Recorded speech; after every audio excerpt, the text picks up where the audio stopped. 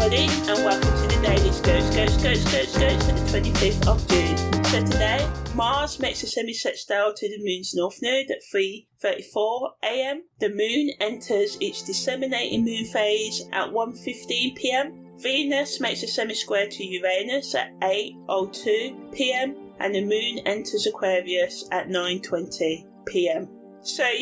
So Mars is semi-sextile to the Moon's North Node happens when Mars is in Aries and the Moon's North Node is in Pisces. Venus's semi-square to Uranus happens when Venus is in Gemini and Uranus is in Taurus. So Mars' semi-sextile to the Moon's North Node is like a subtle but potent energy between action and destiny. So just imagine aiming an arrow or a gun if you're a gamer in, let's say, a game, Control, towards a target, just slightly off centre but still hitting the mark. So this is kind of like how it can be. Path may not be straight, but if you get over the obstacles over the next day or two, you can really, achieve your goals, whatever that is.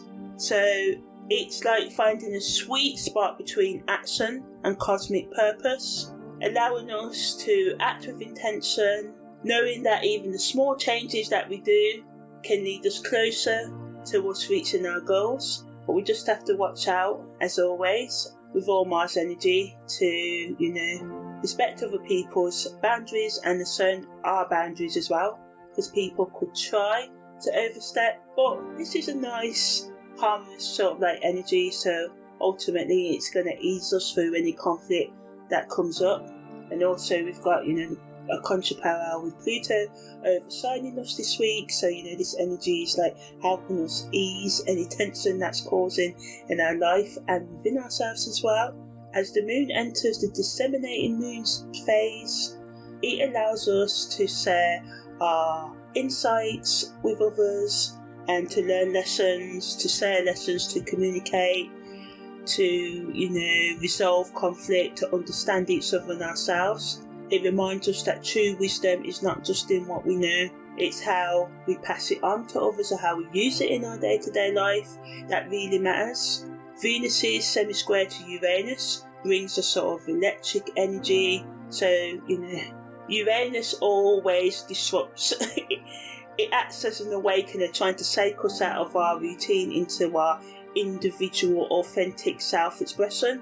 So it can bring unpredictability in the matters of love and beauty, because obviously, it's making a semi-square to Venus. So imagine a sudden bolt of lightning illuminating the sky, casting a radiant glow in everything it touches.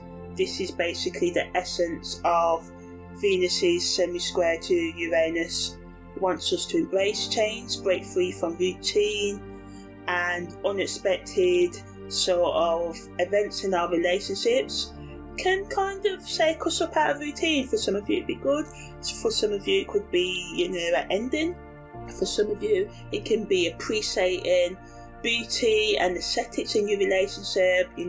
Maybe you would do some, painting together, gaming together, cooking together, anything sensual, where you can both appreciate how that looks, dressing up for each other.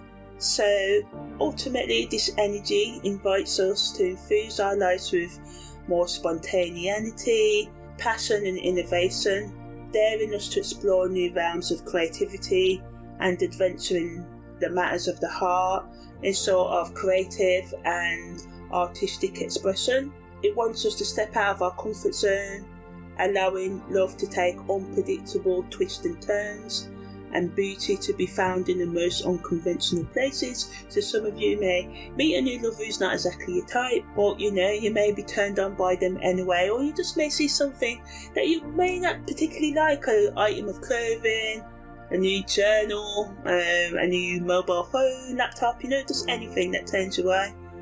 This energy encourages us to open our hearts to new connections and experiences, welcoming the thrill of the unknown and just embracing ourselves, So the moon enters Aquarius, so helping this semi-square Venus and Uranus are making. So it just allows us to act more detached in our feelings, which can rock the boat for those romantic plans I just talked about earlier. People can be more emotionally distant, or it can help us just detach from all the conflict. Not forget it, but just detach from it for a while to enjoy the good times in the now, in the moment. Allows us to think outside of the box and embrace our individuality like a boss, basically. And it just helps us work together with others as well, even though it's in the detached way. You know, it can be, let's put away our conflict, let's just focus on the goal, let's come together to achieve the goal. So people can want to give to charity more, be more open-hearted to helping others, experimenting, and just embracing their inner rebel with a cause. You know, not without a cause. People can be focused on their end goal, and you know, this can be good for communities, family, couples and stuff. So yeah, so content creators can talk about how we can share information with each other, and how sharing information from generation to generation, like from father to daughter, mother to niece and stuff like that, this can help us grow as a collective. Also giving tips and strategies how we can express love, appreciate beauty, how we can sort of like experiment with thinking outside of the box and our comfort zones, talking about the barriers we face when we want to try new, you know, why we can be resistant to the new, because our comfort zone can be so nice.